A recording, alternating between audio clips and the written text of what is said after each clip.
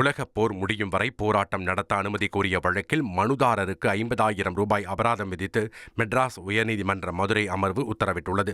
தேனி மாவட்டம் பெரியகுளத்தில் உலக அமைதியை வலியுறுத்தி போராட அனுமதி கோரிய மனுவை விசாரித்த நீதிபதி விக்டோரியா கௌரி, காலவரையற்ற போராட்ட கோரிக்கை நிர்வாக ரீதியாக சாத்தியமற்றது என தெரிவித்தார்.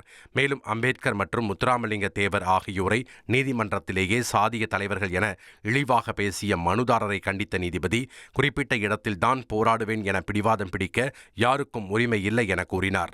நீதிமன்ற நேரத்தை வீணடித்த மனுதாரருக்கு 50,000 ரூபாய் அபராதம் விதிக்கப்பட்டது.